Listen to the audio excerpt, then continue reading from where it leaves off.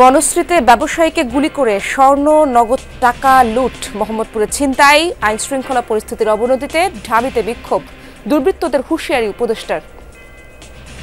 যারা এই কাজগুলি করতেছে তাদের আমি ঘুম হারাম করে দিব এবং তারা কোথাও কোনো স্থান পাবে না। নওগাঁয় বিআরটিসি বাসে একের পর এক ডাকাতির ঘটনায় ছড়িয়েছে আতঙ্ক। একটি রুটে চলাচল স্থগিত করেছে কর্তৃপক্ষ। সড়কের নিরাপত্তা বাড়ানোর কথা জানালো পুলিশ। জামায়াত নেতার বাধায় সিলেটে থমকে গেছে এলজিইডির সড়ক উন্নয়ন কাজ। কয়েক যুগ আগের রাস্তায় ব্যক্তিগত জমি থাকার দাবি বসিয়েছেন পাকা পিলার। আমাদের ওদিকে নিয়ে আসছে, এটা সম্পূর্ণ মিথ্যা, অন্যায়ভাবে। রাস্তা সরকারি, আমাদের যেটা হচ্ছে পাবলিক চলাচলের কারণে যে রাস্তা হয় সেইটাকে কি যেন একটা আইনের টার্ম আছে, সেটা সেই মোতাবেক হয়। রমজানে বাড়তি মুনাফা পেতে ছোলা মজুদের অভিযোগ।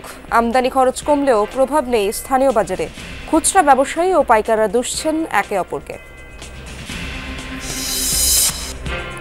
রুশ ইউক্রেন যুদ্ধের ময়দানে বাংলাদেশি দুই যুবক রিক্রুট এজেন্সির প্রতারণার শিকার বলছে পরিবার। স্থল মাইনে আহত, রাজবাড়ীর আরমান হাসপাতালে ভর্তি।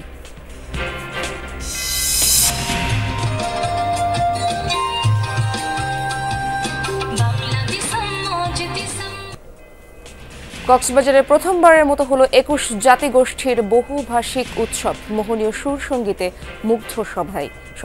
জুনে ঢাকায় বড় পরিসরে আয়োজন। ঢাকায় আরও একটি রাত কাটল আতঙ্কে। রাজধানীর বনশ্রীতে স্বর্ণ ব্যবসায়ীকে গুলি করে ঘটেছে ছিনতাইয়ের ঘটনা। ছিনতাই ডাকাতি হয়েছে মোহাম্মদপুর, হাজারীবাগ সহ আরও কয়েকটি এলাকায়। আইনশৃঙ্খলা পরিস্থিতির অবনতিতে স্বরাষ্ট্র উপদেষ্টার পদত্যাগের দাবি করে বিক্ষোভ করেছে ঢাকা বিশ্ববিদ্যালয়ের শিক্ষার্থীরা। এদিকে গভীর রাতে জরুরি সংবাদ সম্মেলন ডেকে দুর্বৃত্তদের ঘুম হারাম করে দেওয়ার ঘোষণা দেন স্বরাষ্ট্র উপদেষ্টা। বলেন, আজ থেকে আইনশৃঙ্খলা পরিস্থিতির দৃশ্যমান উন্নতি হবে। রোববার রাত 10:30টার পরের ঘটনা।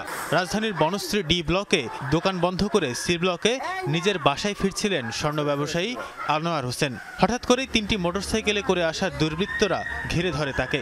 গুলি করে ও কুপিয়ে ছিনিয়ে নিয়ে যায় সাথে থাকা স্বর্ণালংকার ও নগদ অর্থ। ঘটনার পরপরই ঘটনাস্থলে হাজির হয় সেনাবাহিনী, র্যাব, পুলিশসহ আইনশৃঙ্খলা বাহিনীর সদস্যরা। পরে আনোয়ার হোসেনকে উদ্ধার করে ঢাকা মেডিকেল কলেজ হাসপাতালের জরুরি বিভাগে ভর্তি করা হয়। সেখানে আনোয়ার জানান, ছিনতাইকারীরা প্রথমে তার গতিরোধ করে, পরে গুলি করে। চিকিৎসক ও স্বজনরা জানান, 4 রাউন্ড গুলি লেগেছে আনোয়ারের শরীরে, আছে ধারালো অস্ত্রের আঘাতও। ওনারা 4টা বুলেট মারছে, 2 রানে 2টা, এবার আপনার 2টা কোপ দিছে, আবার গাড়ির উপরে বুলেট মারছে। ও বাসাতে ঢুকবে, গেটের সামনেই ওরা এসে ওই হুন্ডাগুলো ব্যারিকেড দিছে, দিয়ে আলো পাতারে কোবানো শুরু করছে এবং গুলি করা শুরু করছে। এদিকে রিকশা থামিয়ে ছিনতাইয়ের ঘটনা ঘটেছে রাজধানীর মোহাম্মদপুর টাউন হল এলাকাতেও। রোববার রাত 11টা নাগাদ রিকশায় করে যাওয়ার সময় 3 নারীকে ঘিরে ধরে সবকিছু ছিনিয়ে নিয়ে যায় ছিনতাইকারীরা। অব্যাহতভাবে ছিনতাই, ডাকাতি, ধর্ষণের ঘটনার প্রতিবাদে গভীর রাতে রাস্তায় নামে ঢাকা বিশ্ববিদ্যালয়ের শিক্ষার্থীরা। রাজু ভাস্কর্যের সামনে এক সংক্ষিপ্ত সমাবেশে তারা আইনশৃঙ্খলার অবনতির জন্য দায়ী করেন খোদ স্বরাষ্ট্র উপদেষ্টাকে। সোমবারের মধ্যে তার পদত্যাগের আলটিমেটাম দেয় শিক্ষার্থীরা।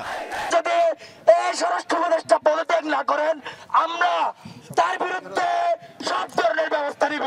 আগামী দিনের মধ্যে এই ধ্বজভঙ্গ স্বরাষ্ট্র উপদেষ্টার পদত্যাগ নিশ্চিত করার মাধ্যমে আমরা আমাদের কর্মসূচি সমাপ্ত করব।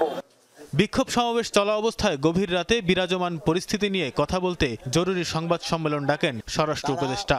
দাবি করেন, তিনি দায়িত্ব নেয়ার পর আইনশৃঙ্খলা পরিস্থিতির যথেষ্ট উন্নতি হয়েছে। আশ্বাস দেন, সোমবার থেকে দৃশ্যমান উন্নতি দেখবে সাধারণ মানুষ। আমি এই আওয়ামী যারা এই কাজগুলি করতেছে তাদের আমি ঘুম হারাম করে দিব এবং তারা কোথাও কোনো স্থান পাবে না। পদত্যাগের দাবি প্রসঙ্গে জানান, যে কারণে পদত্যাগের দাবি উঠেছে তা তিনি পূরণ করবেন।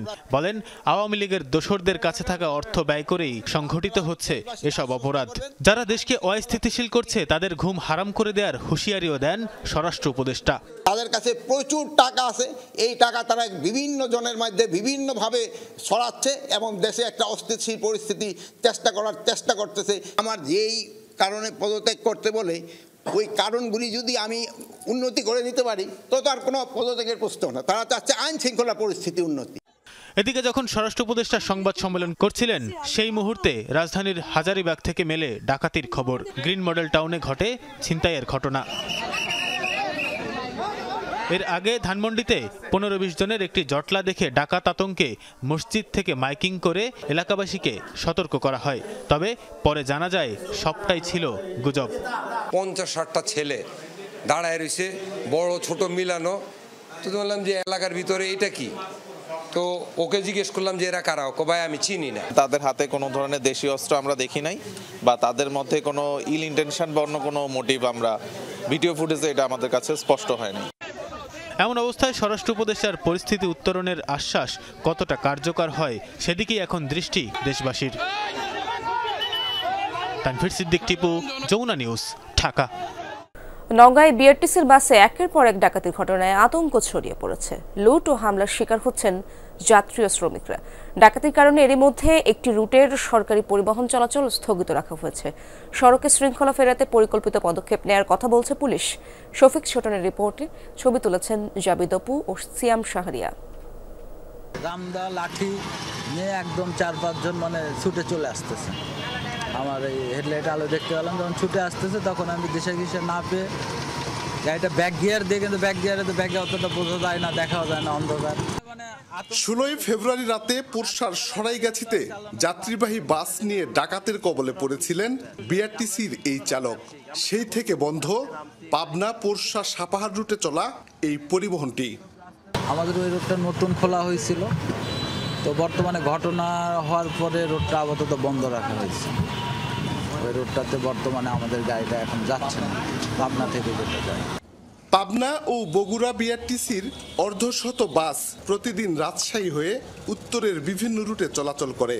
যাত্রী ও চালকরা বলছেন 18, 19 ও 22 ফেব্রুয়ারি রাতে ডাকাত দল হানা দেয় যথাক্রমে সাপাহার, পোরশা ও পত্নীতলার 3টি রুটে। এসব ঘটনায় উদ্বিগ্ন তারা। যখন গাড়িতে উঠলো তখন আমার হেল্পারকে আমার এই জায়গার পর গলায় কান্তায় ধরলো। তখন আমি তাদেরকে স্বেচ্ছায় বললাম যে ভাই আমাদের কাছে যা আছে আপনাদেরকে আমরা সবই দিয়ে দিচ্ছি, কিন্তু কাউকে মারেন না। চালক হেল্পার তো গাড়িতে রোডে রাত্রে যেতে যাচ্ছে না, যে কারা কখন কি মুহূর্তে কিভাবে কোন বিপদের মধ্যে পড়ে। থানা থেকে যে অস্ত্রগুলো উধাও হয়ে গিয়েছে, সে অস্ত্রগুলো কতটুকু পরিমাণ অস্ত্র আজকে বাংলাদেশ পুলিশ সহ বাংলাদেশ আইন বিভাগ কতটুকু অস্ত্র জব্দ করতে পেরেছে। প্রশাসন যদি টোনটাইট হয় বা দেখাশোনা করে বা প্রশাসন নিরাপত্তা দেয় তাহলে অবশ্যই এটা রোধ করা অবশ্যই সম্ভব। ডাকাতির ঘটনায় কোনো পদক্ষেপ নেয়নি কর্তৃপক্ষ, এমনকি এসব ঘটনার কিছুই জানা নেই দাবি সংশ্লিষ্ট কর্মকর্তার। পাবনা ডিপুর গাড়ি আমার না, আমাদের ভাগ আছে ডিপো, ওইখানকার আমাদের একটা ডিপো আছে, সাব ডিপো, ওইখানে 4টা ডিপুর গাড়ি চলে। তো ওইখানকার ইনচার্জ হয়েছে আমাদের মনিজান বাবু স্যার পাবনায়। আপনি কাইন্ডলি একটু ওনার কাছে গেলে ইনফরমেশন পাবেন। হ্যাঁ, ওই গাড়িটা আমার না। কমপ্লেনও পাই নাই, আমাদের কাছে কোনো এরকম রিপোর্টও আসে নাই। আমরা কিভাবে কাজ করবো এটা যদি আপনি বলছেন, আমি আমাদের লোকজনকে কালকে ডাকাই, আমরা ডাকাই দেখি দিন কেন হয়েছে এরকম জানছি। আমি আপনার কাছ থেকে শুনলাম। ডাকাতির কোনো ঘটনা আপনি জানেন না? না। ডাকাতির ঘটনায় মামলা হয়েছে। বিশৃঙ্খলাকারীদের তথ্য হাতে আছে দাবি করে দ্রুতই পরিস্থিতি নিয়ন্ত্রণে আনার কথা বলছেন পুলিশের এই কর্মকর্তা।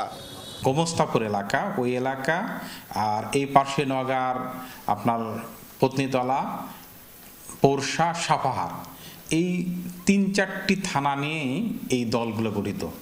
ইতিমধ্যে আমরা বহুবার এদেরকে বিভিন্ন মামলায় গ্রেপ্তার করেছি। আজ থেকে আমাদের পত্নীতলা, নিয়ামতপুর এই এলাকায় অতিরিক্ত আরও যৌথ চেকপোস্ট আমরা বসাচ্ছি। নওগাঁর বিভিন্ন উপজেলার সড়কে ডাকাতির অন্তত অর্ধশত ঝুঁকিপূর্ণ স্থান রয়েছে। অপরাধ দমনে আইন শৃঙ্খলা বাহিনীকে আরও তৎপর হওয়ার আহ্বান স্থানীয়দের। শফিক ছোটন, যমুনা নিউজ, নওগাঁ। সিলেটে জামায়াত নেতার বাধায় আটকে গেছে সরকারি রাস্তার উন্নয়ন কাজ। এতে ভোগান্তিতে পড়েছেন দক্ষিণ সুরমা উপজেলার কয়েক গ্রামের মানুষ। কয়েক যুগ ধরে যে রাস্তা ধরে গ্রামের মানুষের যাতায়াত, সেই রাস্তায় নিজের জমি আছে দাবি করে আদালতে মামলাও ঠুকেছেন ওই নেতা। রাস্তায় বসিয়েছেন পাকা পিলার, যে কারণে 1980 সালে গেজেটভুক্ত সরকারি এই রাস্তা পাকাকরণে 82 লাখ টাকা বরাদ্দ দিয়েও কাজ করতে পারছে না এলজিইডি।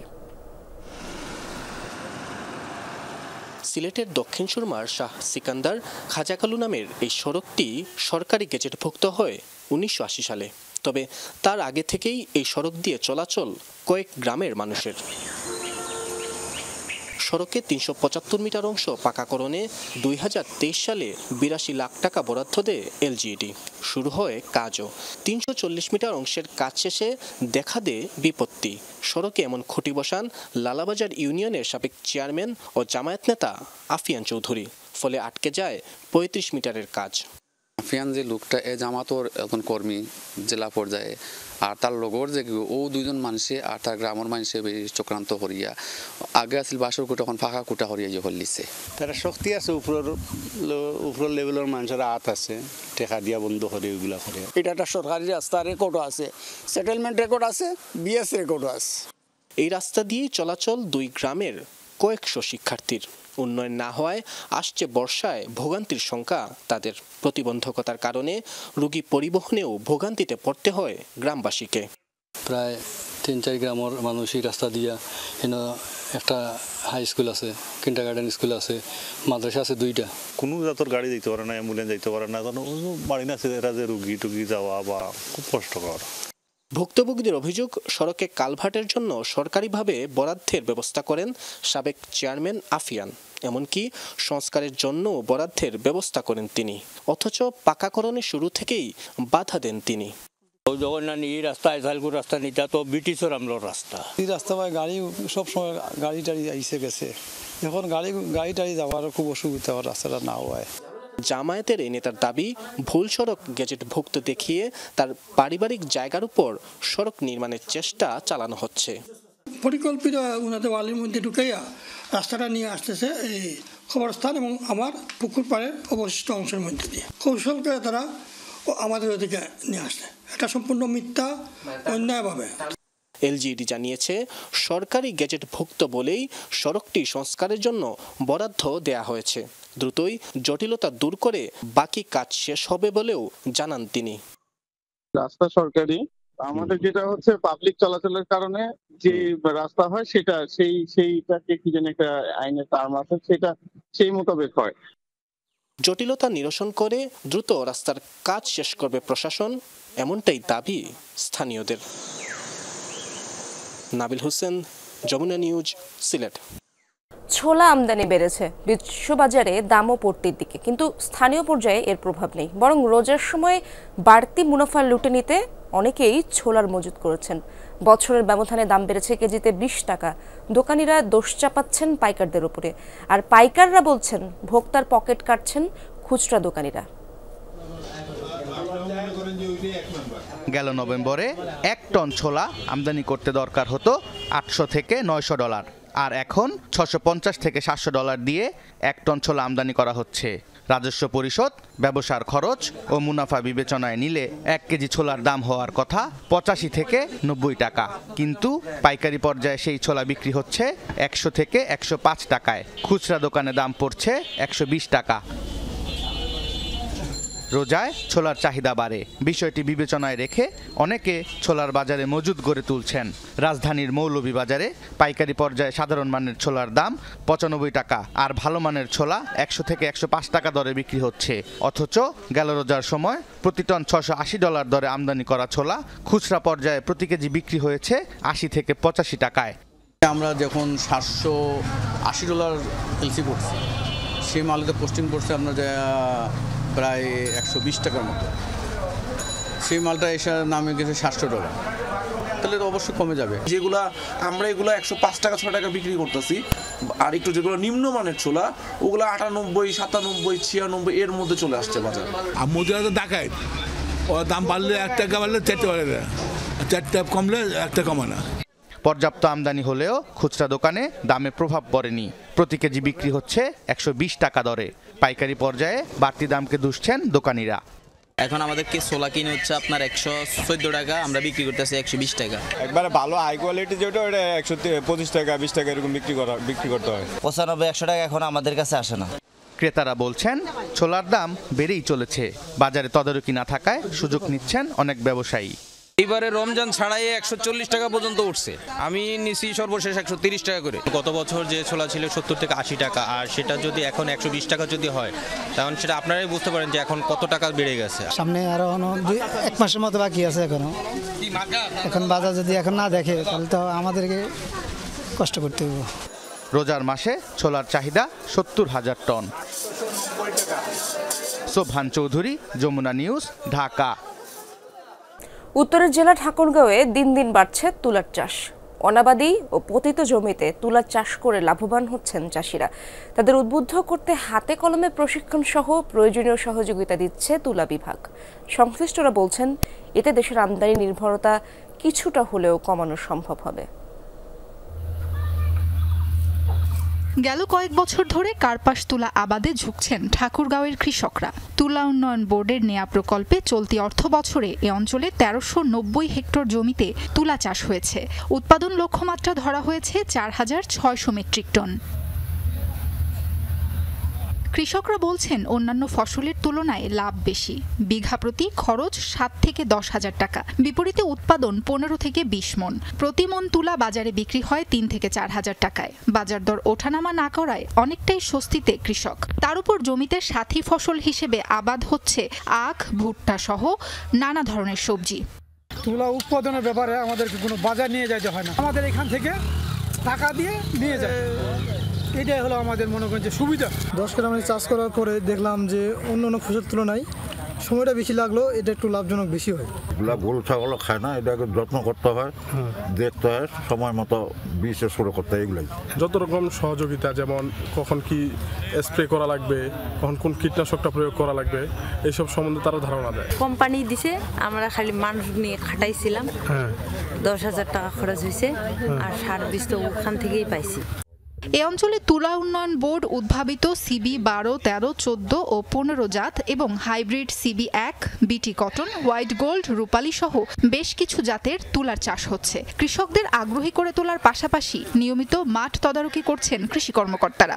অন্যান্য ফসলে যেভাবে দাম ওঠানামা করে, সেদিক দিয়ে তুলা ফসলের দাম একটা নির্দিষ্ট পরিমাণে থাকে জন্য তুলা চাষি ভাইয়েরা আশ্বস্ত হন এবং তুলা চাষে যে অনেক উপকারিতা আছে সেটা তারা অনুধাবন করছেন এবং পরিবারের সবাই মিলে তারা তুলা ফসলে কাজ করতে পারে। আমাদের চাহিদা বর্ধনশীল, আর তুলার উৎপাদনটা আমরা বলছি যে আসলে একটা জায়গায় স্থির হয়ে আছে আমি বলবো এই মুহূর্তে, এবং হয়তো আজ থেকে 10 বছর আগে এই পরিমাণটা আরো বেশি ছিল।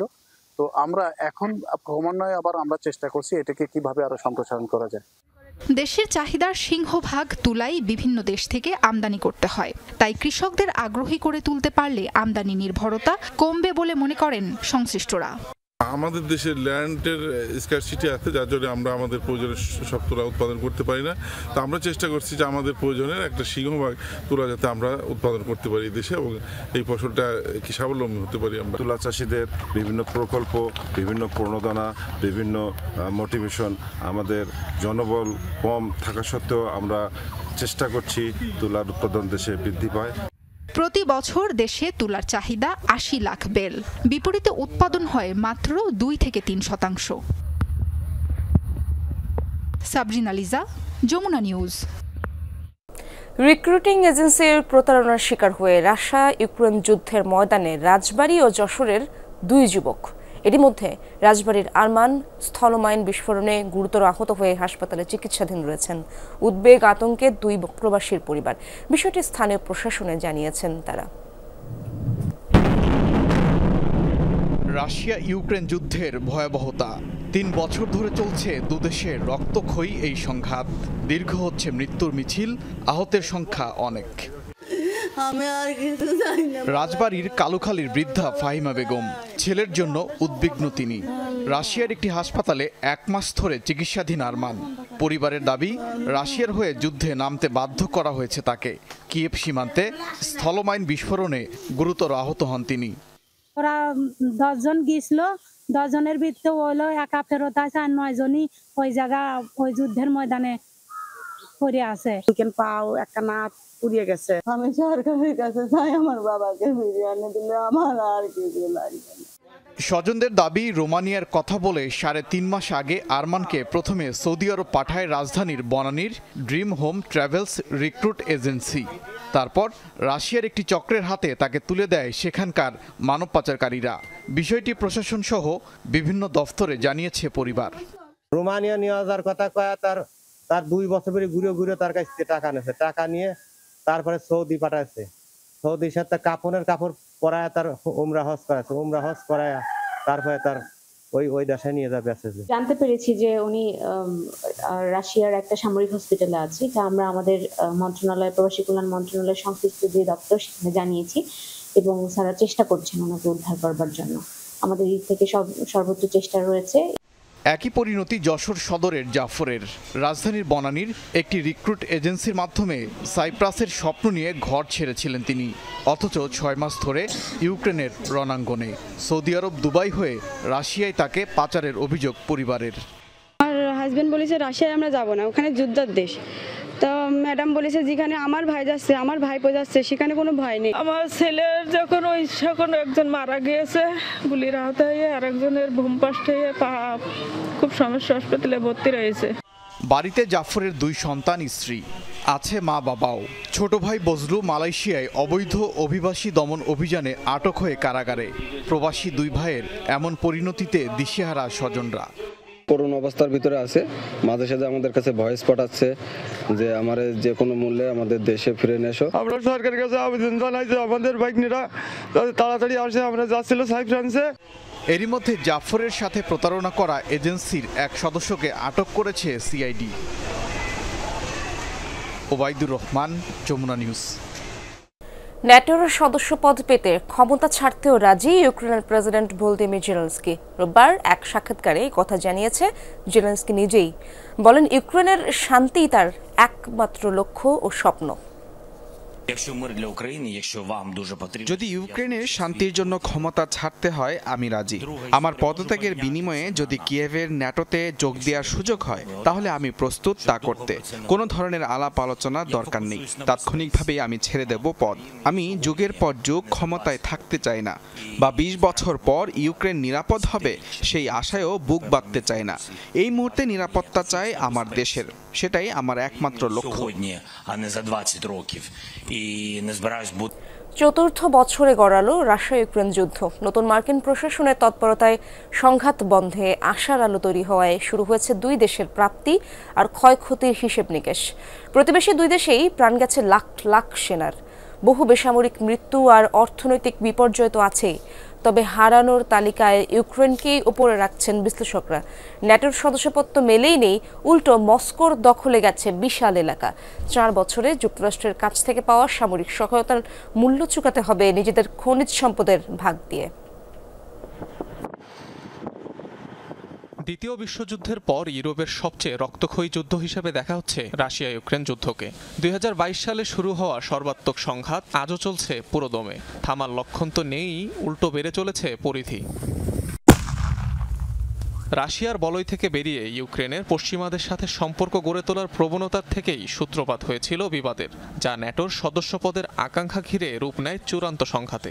প্রতিবেশীর উপর মোড়লগিরি ধরে রাখাই শুধু নয়, বরং আঞ্চলিকতার গণ্ডি পেরিয়ে যুক্তরাষ্ট্র ও তার মিত্রদের সামনে নিজেদের শক্তিমত্তার জানান দেওয়াও অনুঘটক হিসাবে কাজ করেছে মস্কোর সামরিক অভিযানের পেছনে। সোভিয়েতের ভাঙনের পর থেকেই নতুন দেশগুলোর উপর নিয়ন্ত্রণ প্রতিষ্ঠার চেষ্টা ছিল রাশিয়ার, বিশেষ করে ইউক্রেন। এই দেশের পেছনে রুশ সরকারের জাতীয় স্বার্থ লুকিয়ে ছিল। কিন্তু যখনই কিয়েভ স্বাধীনভাবে চলার চেষ্টা করলো কিংবা ইউরোপীয় সংস্থাগুলোয় যুক্ত হওয়ার চেষ্টা করলো, তখন সেটা রাশিয়ার কাছে অগ্রহণযোগ্য হয়ে দাঁড়ায়। আর তাই সামরিক শক্তি প্রয়োগ করে রাশিয়া তার মনোভাব প্রকাশ করে। গেল 3 বছরে দুদেশের ইতিহাসের গতিপথ পাল্টে দিয়েছে এই যুদ্ধ। একই সাথে তা বৈশ্বিক নিরাপত্তার জন্য গভীর উদ্বেগের কারণ হয়ে দাঁড়িয়েছে। ব্যাপক ক্ষয়ক্ষতির শিকার হয়েছে উভয় দেশ। কিয়েভের দাবি যুদ্ধে প্রাণ হারিয়েছে 8 লাখেরও বেশি রুশ সেনা, আর মস্কো বলছে অন্তত 7 লাখ ইউক্রেনীয় সেনার প্রাণ গেছে তাদের হামলায়। বাস্তুচ্যুত হয়েছে 60 লাখেরও বেশি ইউক্রেনীয়, ক্ষতিগ্রস্ত হয়েছে অর্থনীতিও। বিশ্লেষকরা মনে করছেন দীর্ঘমেয়াদী যুদ্ধের পরও চালকের আসনে রাশিয়াই। এরই মধ্যে দখল করেছে ইউক্রেনের বিশাল এলাকা। যুক্তরাষ্ট্রের প্রেসিডেন্ট হিসেবে দ্বিতীয় মেয়াদে ডোনাল্ড ট্রাম্প দায়িত্ব নেওয়ার পর বেড়েছে ইউক্রেনের সাথে দূরত্ব। কিয়েভকে অস্ত্র সহায়তা বন্ধ তো করেছেই, উল্টো রাশিয়ার সাথে ইতিবাচক সম্পর্ক জোরদারে মন দিয়েছে নতুন মার্কিন প্রশাসন। এমন পরিস্থিতিতে ইউরোপীয় মোড়লরাও হাঁটতে পারে ওয়াশিংটনের পথে, এমন ধারণা করছেন কেউ কেউ। European leaders are worried about the prospects of রাশিয়ার সাথে যুক্তরাষ্ট্রের আলোচনা নিয়ে ইউরোপীয় নেতারা সবাই চিন্তিত, কেননা ওয়াশিংটন সরাসরি মস্কোর সাথে কথা বলছে, আর তাই এই মার্কিন প্রশাসন ইউরোপের স্বার্থের কথা বিবেচনা করবে না। এজন্যই রাশিয়ার বিষয়ে ইউরোপীয় দেশগুলো আরও বড় পরিসরে কূটনৈতিক প্রচেষ্টা চালাতে পারে, কেননা দিন শেষে ইউরোপের নিরাপত্তার জন্য যুক্তরাষ্ট্রের দ্বারস্থ হওয়ার চেয়ে রাশিয়ার সাথে সমঝোতাই শ্রেয়। রাশিয়ার সাথে যুক্তরাষ্ট্র ইইউর সম্পর্ক কোন দিকে মোড় নেয়, অনেকটা তার উপরই নির্ভর করছে মস্কো কিয়েভ যুদ্ধের ফলাফল কিংবা ইউক্রেনের ভাগ্য। অনিক রহমান, যমুনা নিউজ। মেহেরপুরের বাগানে বাগানে ছাড়তে শুরু করেছে আম লিচুর মুকুল। সে বিষয়ে আরো খবর জানবো আমার সহকর্মী রামিজ আহসান সেখানে রয়েছেন। রামিজ, মুকুল কি পরিমাণ ছেড়েছে সেখানে জানাবেন, এবং কেমন ফলনের আশা করছেন বাগানীরা সে ব্যাপারেও জানতে চাই।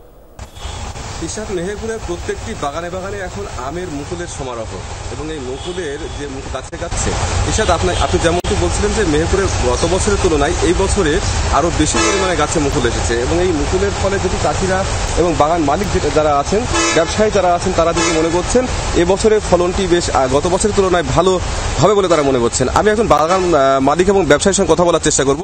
আপনার কাছ থেকে জানতে চাই এবছরে আমের বর্তমান অবস্থা কি, মুকুলের অবস্থা কি, এবং আপনারা কতটুকু বাগান আছে, আপনার কি পরিমাণ লাভের আশা করছেন আপনি?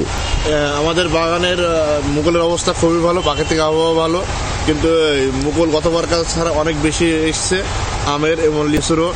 আশা করি আমরা গতবারের ছাড়া এবারটা অনেক লাভবান হব।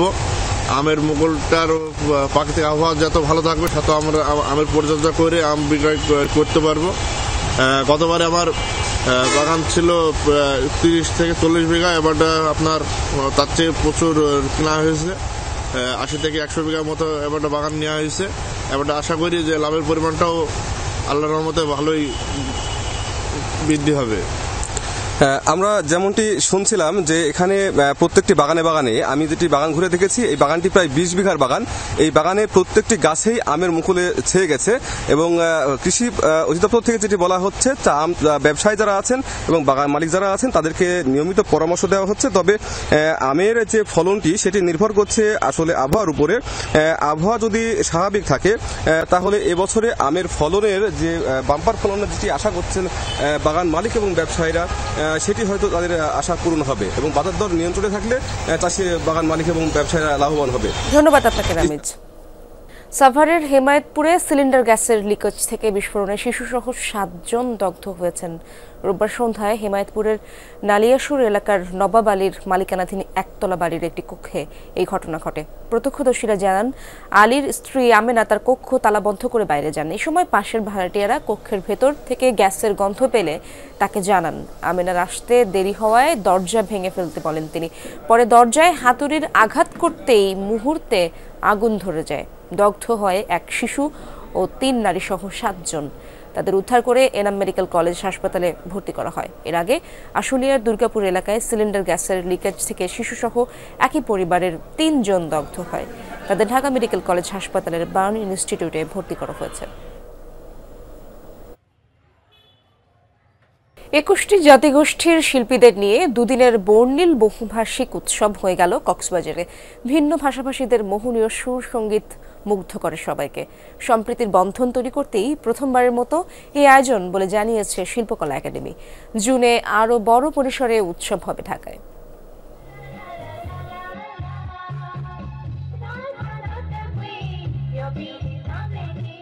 কক্সবাজার সমুদ্র সৈকতের লাবণী পয়েন্টের উন্মুক্ত মঞ্চে সুর সঙ্গীতের এমন আয়োজন মুগ্ধতা ছড়ায় পর্যটকদের মধ্যে।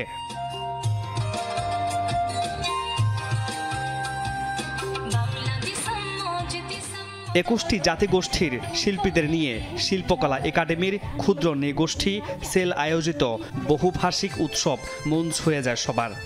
কক্সবাজারের মতো এমন একটা পরিবেশে এটা আসলে মুখে বলে মানে বোঝানোর মতো না। গান গাচ্ছে ওনাদের নিজস্ব সঙ্গীত, খুবই মনোমুগ্ধকর। বাঙালির ঐতিহ্য সম্পর্কে ধারণা রাখতে পারি এবং ওনাদের সংস্কৃতি সম্পর্কে আমরা ধারণা রাখতে পারি। তাদের সংস্কৃতি তারা তুলে ধরতেছে, এটা একটি পজিটিভ দিক। সব জায়গায় আদিবাসীদের কথা বলতেছে, অনেক সুন্দর।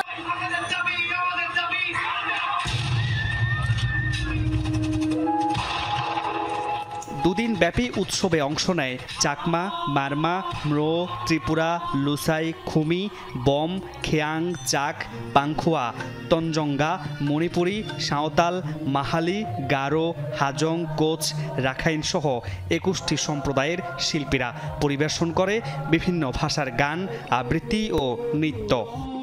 খুবই আমরা গর্বিত এবং ধন্য মনে হচ্ছে আমাদের মাতৃভাষা দিয়ে আমরা গান গাতে পারছি এবং সংস্কৃতিকে নিয়ে বেঁচে থাকতে চাই, মনে ধারণ এবং লালন করতে চাই। নিজের সংস্কৃতিকে রিপ্রেজেন্ট করতে আসছি যাতে হারিয়ে না যায়। সম্প্রীতির বন্ধন যদি থাকে সেক্ষেত্রে একটা দেশ বা একটা জাতি আমরা এগিয়ে নিয়ে যেতে পারবো, সেটা বিশ্বাস করি। সব ক্ষুদ্র নিগোষ্ঠীর মেলবন্ধনের মাধ্যমে সম্প্রীতির বাংলাদেশ গড়তেই প্রথমবারের মতো ভিন্নধর্মী এ আয়োজন। আমরা বহুত্বের ভেতরে ঐক্য খুঁজে পাই। আমাদের ঐক্য কেবল একটা সুরে না, আমাদের ঐক্য হাজার নদী যেমন বঙ্গোপসাগরে মেলে সেই ঐক্য। বিভিন্ন ধারার যে সংস্কৃতির বৈচিত্র্য সব এসে বঙ্গোপসাগরে মিলিত হয়েছে এই মোহনায়। আগামী জুনে ৫০ জাতিগোষ্ঠীকে নিয়ে ঢাকার আরও বৃহৎ আকারে ফেস্টিভ্যালের পরিকল্পনার কথা জানান আয়োজকরা।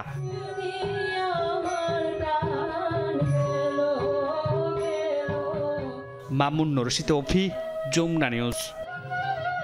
জার্মানির ২১তম সাধারণ নির্বাচনে চূড়ান্ত ফল ঘোষণা করা হয়েছে। নির্বাচনে জয়ী হয়েছে ফ্রেডরিক মারুৎস এবং ক্রিশ্চিয়ান ডেমোক্রেটিক পার্টি। ২৮.৫% ভোট পেয়েছে সিডিইউ। এদিকে ২০.৮% ভোট পেয়ে দ্বিতীয় অবস্থানে রয়েছে ডানপন্থী অল্টারনেটিভ ফর জার্মানি এএফডি। সরকার গঠন করতে হলে জোট গড়তে হবে সিডিইউকে।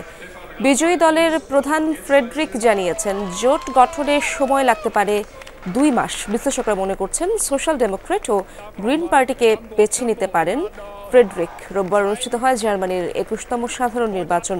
ভোটে বিজয়ী হওয়ায় ফ্রেডরিককে অভিনন্দন জানিয়েছেন যুক্তরাজ্যের প্রধানমন্ত্রী কেইর স্টারমার ও ফরাসি প্রেসিডেন্ট ইমানুয়েল ম্যাক্রন।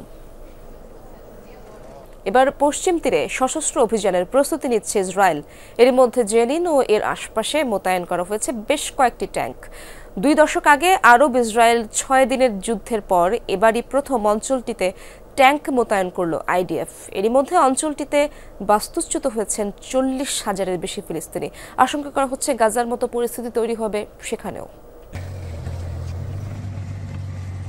পশ্চিম তীরের দক্ষিণাঞ্চলে টহল দিচ্ছে ইসরায়েলি ট্যাঙ্ক। শুধু তাই নয়, ৪৮ ঘন্টার জন্য জারি করা হয়েছে কারফিউ। সাঁড়াশি অভিযান, দখলদারদের তাণ্ডব আর বিমান থেকে হামলা চলছে নিয়মিতই।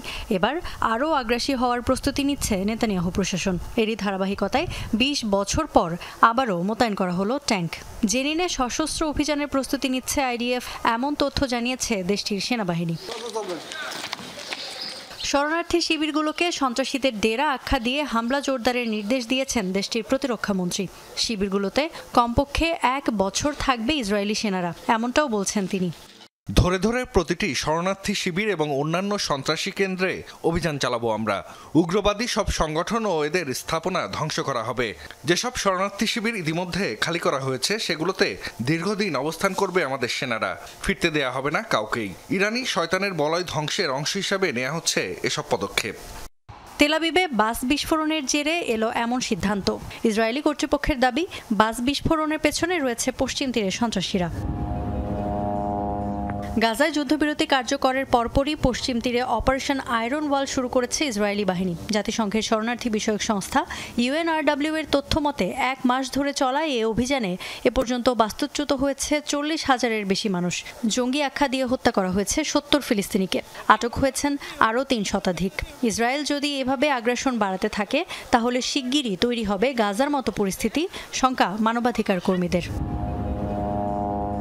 এর আগে সর্বশেষ ২০০২ সালে পশ্চিম তীরে মোতায়েন করা হয়েছিল Israeli tank. ইফাতারা Khandakar, Jamuna news. শিল্প প্রতিষ্ঠান থেকে ইন্টেলিজেন্স সবখানে, পাশে থাকবে কুকুর। অনায়াসেই অংশ নিতে পারবে ঝুঁকিপূর্ণ উদ্ধার কাজে।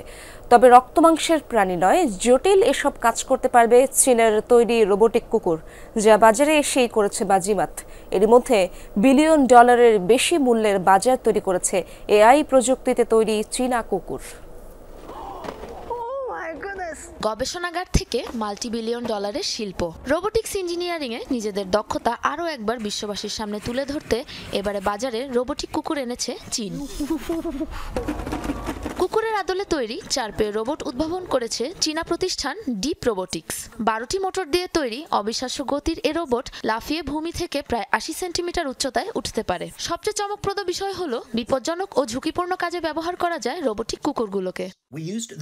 আমরা রিইনফোর্সমেন্ট লার্নিং প্রযুক্তি ব্যবহার করে একটি নিউরাল নেটওয়ার্ক ভিত্তিক কন্ট্রোলার তৈরি করেছি। এআই প্রযুক্তি হলেও সাধারণ কুকুরের মতোই পরিবেশের সাথে খাপ খাইয়ে নিজে নিজে শেখার ক্ষমতা রয়েছে কুকুরগুলোর। গ্যাস লিক শনাক্ত, ধসে পড়া সুড়ঙ্গের গভীরে সঠিক পথ খুঁজে বের করা, বৈদ্যুতিক গ্রিডের ত্রুটি চিহ্নিত করার মতো জটিল কাজও করতে সক্ষম রোবট কুকুরগুলো। চীনের নিজস্ব প্রযুক্তি ও 95% দেশীয় কাঁচামাল ব্যবহারে খুবই কম খরচে তৈরি রোবটগুলো এরই মাঝে ব্যাপক সাড়া ফেলেছে বিশ্ববাজারে।